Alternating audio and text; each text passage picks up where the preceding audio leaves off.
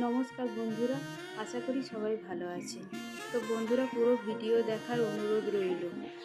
আজকের রেসিপি হচ্ছে পটলের ঝাল। যদি রেসিপিটা ভালো লেগে থাকে প্লিজ চ্যানেলটাকে সাবস্ক্রাইব করে দেবেন।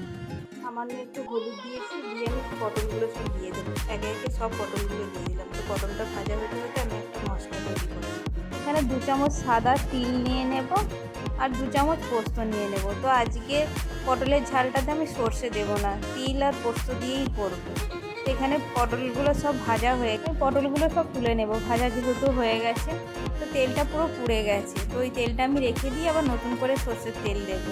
তো কিছুটা সর্ষের তেল দিলাম, দিয়ে ওতে সামান্য কালো জিরে দেবো, দুটো কাঁচা লঙ্কা দিয়েছি ফোড়ন। দিয়ে ফোড়নটা হয়ে যেতে আমি যে পোস্তটা তিলটা বেটে রেখেছিলাম ওটা দিয়ে দেবো। দিয়ে বেশ কিছুটা সময় একটু ভাজা করব, যেহেতু তিল দেওয়া আছে। দিয়ে একটা গোটা টমেটো দিয়ে দিলাম,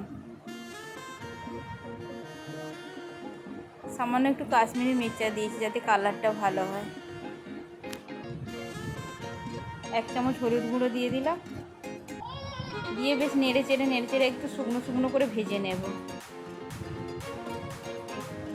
1 চামচ নুনও দিয়ে দেবো, দিয়ে বেশ কিছুটা সময় ধরে একটু নেড়ে চেড়ে শুকনো শুকনো করে নেব। দেখুন বন্ধুরা, এইভাবে পটলের ঝাল বানিয়ে খেলে কিন্তু দারুণ লাগে খেতে। তো আমি বেশি জল দেবো না, মিক্সির বাটিটা ধুয়েই সামান্য অল্প জল দেবো, দিয়ে কিছুটা সময় একটু ফুটিয়ে নেব। তো কিছুক্ষণ পর দেখলাম যে একদম শুকনো হয়ে গেছে জলটা, বেশ নেড়ে চেড়ে আরও একটু শুকনো করে নিলাম। দেখুন পটলের ঝালটা কিন্তু দারুণ দেখতে লাগছে। যদি রেসিপিটা ভালো লেগে থাকে একটা কমেন্ট করবেন।